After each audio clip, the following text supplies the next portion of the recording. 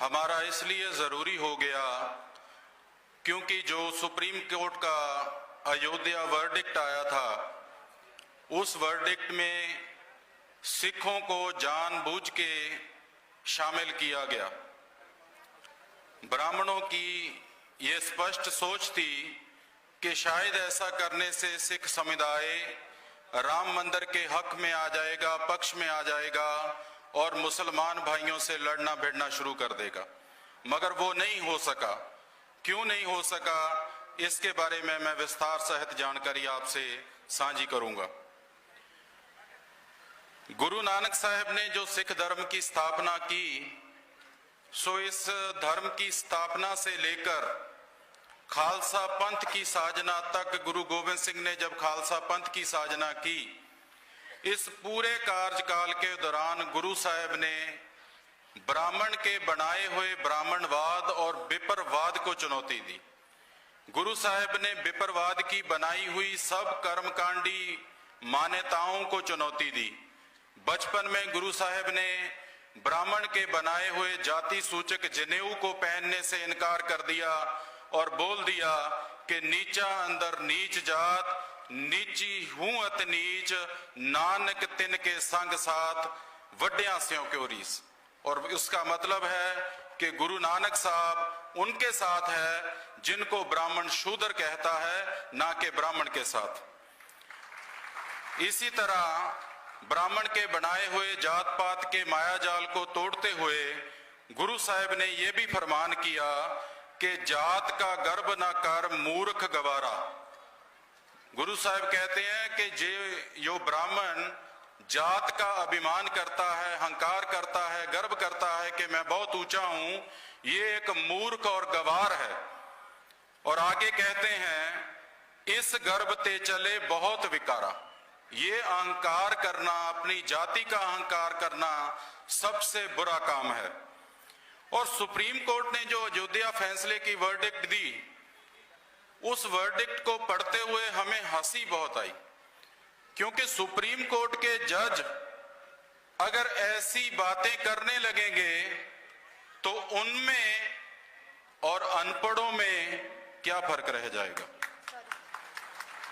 Supreme court के जज कहते हैं कि अयोध्या में इसलिए राम मंदिर बनना चाहिए क्योंकि सिखों के गुरु गुरु नानक साहब अयोध्या आए थे।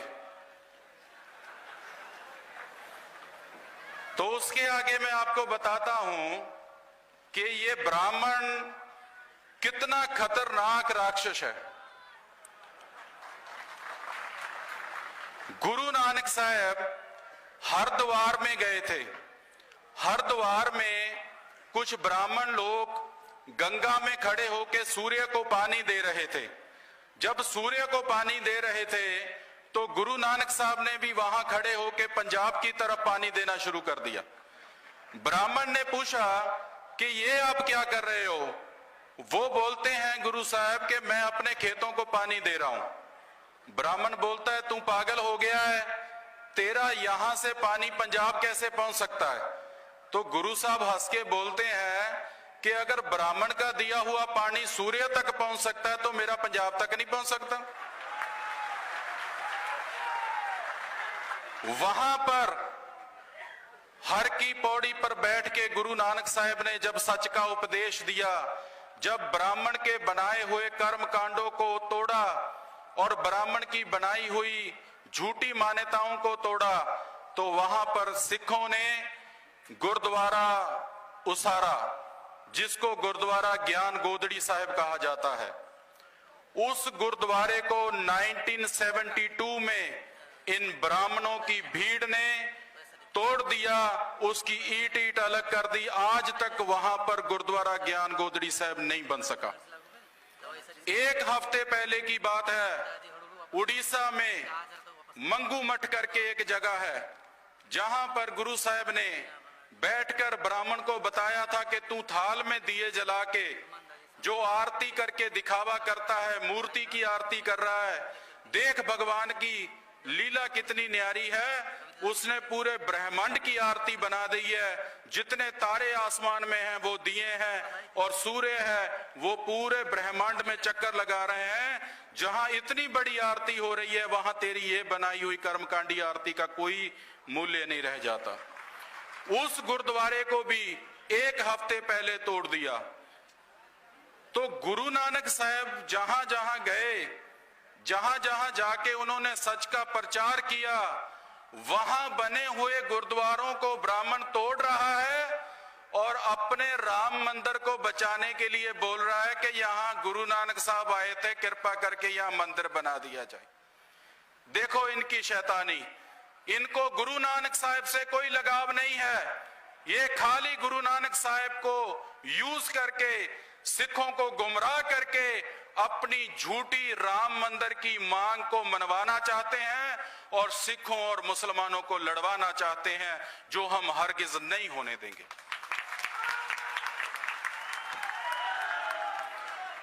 गुरु ग्रंथ साहब में राम शब्द का जिक्र आता है। अब ब्राह्मण इतना शैतान है, वो कहता है कि गुरु ग्रंथ साहब में जितनी बार राम का जिक्र आया है वो इनके बनाए हुए काल्पनिक दशरथ पुत्र रामचंद्र के लिए किया गया है। लेकिन मैं आपको तथ्यों के साथ बताना चाहता हूं कि गुरु ग्रंथ साहब में राम का हवाला दो तरह से दिया गया है। कुछ पंक्तियां हैं जिनमें राम का मतलब है अकाल पुरख, वाहेगुरु, गॉड, भगवान। क्योंकि तब जब भक्ति लहर चली थी, भक्त रविदास जी थे, भक्त नामदेव जी थे, भक्त कबीर जी थे, वो सब भगवान को राम कह के बुलाते थे, वो अकाल पुरख को राम कहते थे। इसीलिए ब्राह्मण ने उनके राम को हाईजैक करने के लिए एक काल्पनिक राम को तैयार कर लिया। और गुरु ग्रंथ साहब में जो अकाल पुरख को बोला गया है, सो पंक्ति आती है जपजी साहब जो सिखों की रोज की प्रेयर है, सुबह पढ़ते हैं, उसमें लिखा गया है, तिथे सीतो सीता महिमा माए, ना ओ मरे ना ठाके जाए, जिनके राम वसे मन माए। अभी ब्राह्मण बोल रहा है कि ये राम दशरथ पुत्र राम को कहा गया है। नहीं भाइयों, गुरु ग्रंथ साहब का अध्ययन करने वाले ये बात जानते हैं। इस पंक्ति का असल मीनिंग, असल मतलब ये है कि जिनका मन उस प्रभु की भक्ति में लीन हो गया है, सीता का मतलब जैसे सी दिया जाता है, कपड़े को सी दिया जाता है, ऐसा जिनका मन उस प्रभु की भक्ति में लीन हो चुका है, उनको ना तो आत्मक मौत आती है और ना उनको संसार की मोह माया ठग सकती है। जिनके राम हृदय में बस सकता है, राम मतलब प्रभु, वाहेगुरु, अकाल पुरख, ये किसी काल्पनिक दशरथ पुत्र का जिक्र नहीं है। और जहां दशरथ पुत्र का जिक्र किया गया है वहां गुरु साहब क्या लिखते हैं? गुरु साहब लिखते हैं, पांडे तुमरा रामचंद सो भी आवत देखिया था, रावण सेती सरबर होई, घर की जोई गवाई थी। ये भगत नामदेव जी लिखते हैं पन्ना नंबर 875 पर, और उनकी बाणी गुरु साहब ने गुरु ग्रंथ साहब में दर्ज की है। इसका मतलब है कि पांडे जो तुम राम की कथा सुनाते हो, हमें नहीं मालूम तुम्हारा राम हुआ कि नहीं हुआ, लेकिन जिस राम की, काल्पनिक राम की कथा तुम सुनाते हो, वो राम कैसा राम था जिसकी दुनिया को कोई देन नहीं थी, उसकी पत्नी को रावण उठा के ले गया और वो उसी को छुड़ाते हुए जंग लड़ता रहा। आगे गुरु साहब लिखते हैं, नानक निरपो निरंकार होर केते राम रवाल, केतिया कान कहानियां केते वेद विचार। पन्ना नंबर 464 गुरु ग्रंथ साहब का। इसका मतलब है कि निरंकार प्रभु डर से रहत है और कोई भी राम, इनके काल्पनिक राम को टारगेट करके गुरु साहब लिखते हैं, कोई भी दशरथ पुत्र राम उस निरंकार के पांव के जैसा भी नहीं हो सकता। अभी जिस राम को गुरु साहब बोल रहे हैं कि वो तो निरंकार और अकाल पुरख के पांव के जैसा भी नहीं हो सकता, उस राम का मंदिर बनाने के लिए गुरु साहब की एग्जाम्पल दे रहे हैं ये। ये बातें गुरु ग्रंथ साहब में लिखी हुई हैं। सिख किसी अवतारवाद को नहीं मानता, सिख किसी दशरथ पुत्र राम का पुजारी नहीं है। जब सिख राम का पुजारी ही नहीं है तो सिखों का राम मंदिर के हक में खड़े होना सवाल ही पैदा नहीं होता। यहां मैं एक बात और कहना चाहता हूं कि कुछ सिख ऐसे हैं, वो सिख नहीं है, वो ब्राह्मण हैं, जो सिख बनकर पगड़ी डालकर दाढ़ी बनाकर बीजेपी की और आरएसएस की स्टेजों के ऊपर राम मंदिर के नारे लगाते हैं। वो सिख नहीं, सिख पंथ के दुश्मन हैं, जिनका सर कर्म करने के लिए ये तलवार हमारी तैयार बर तैयार है।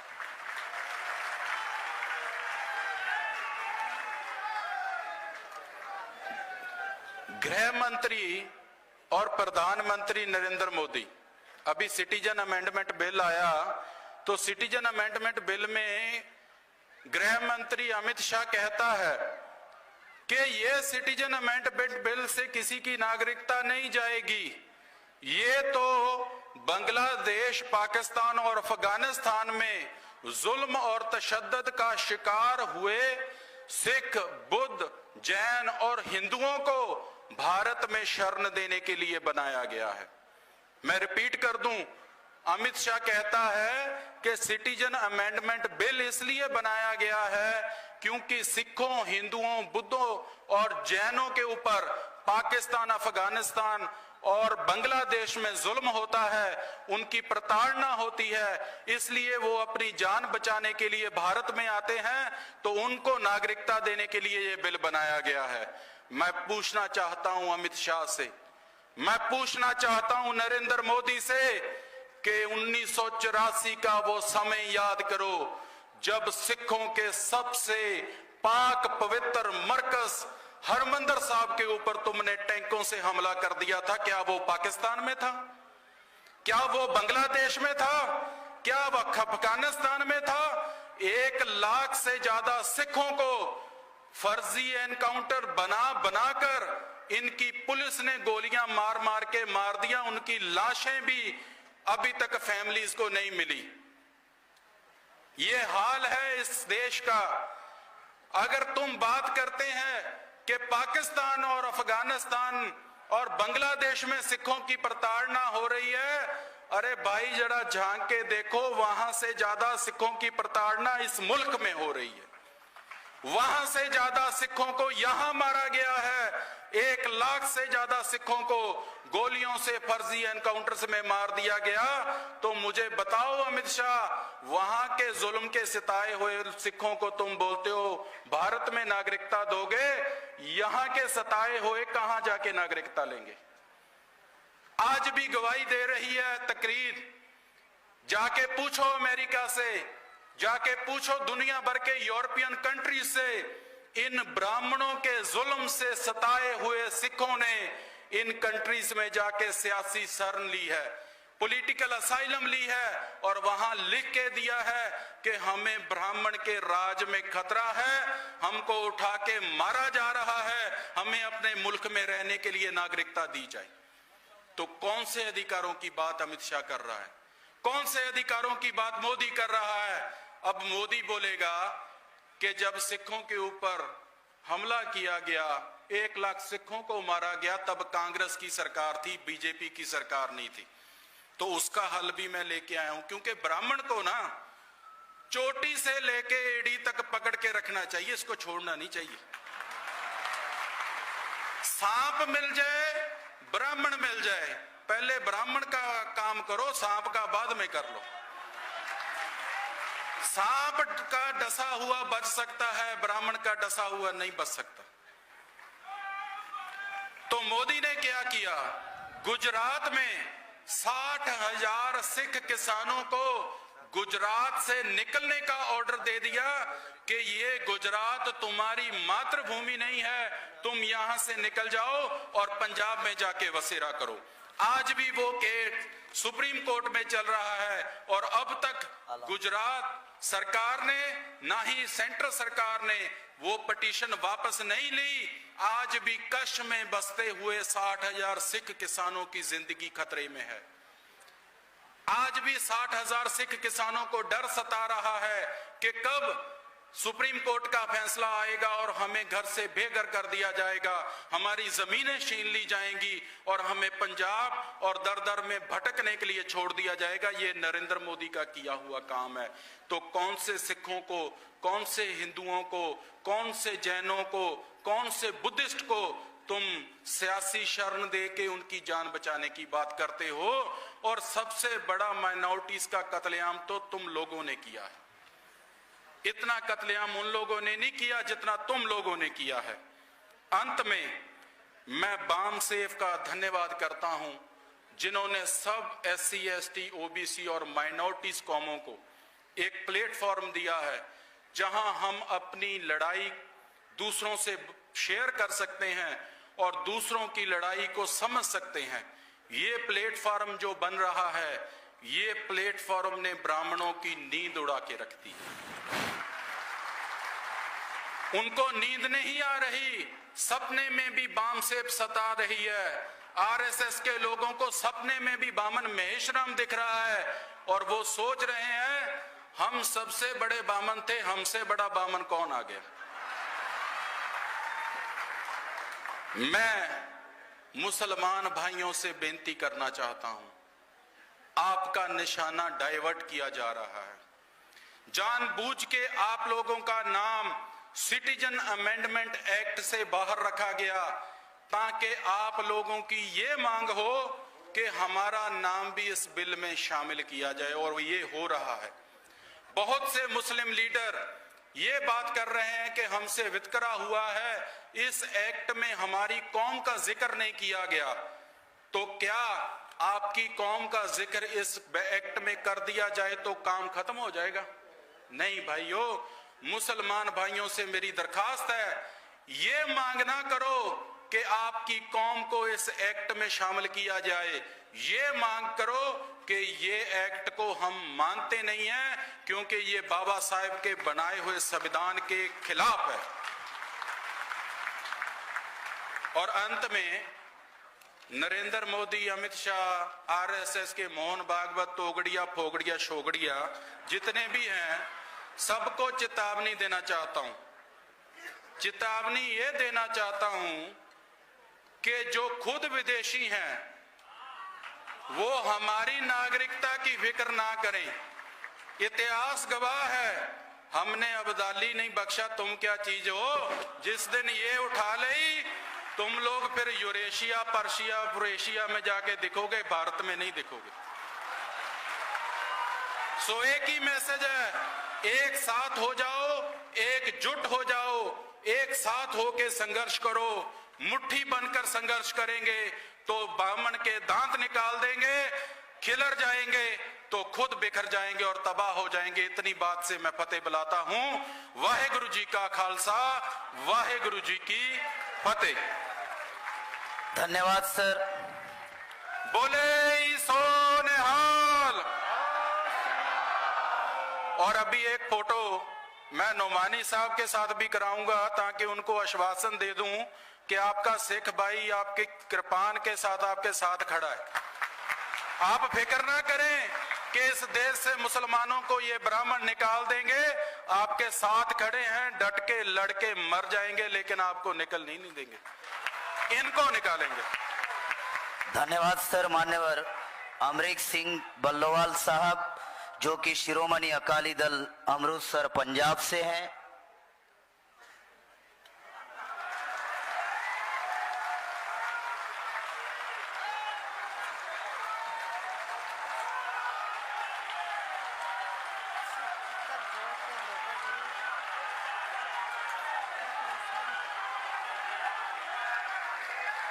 साथियों,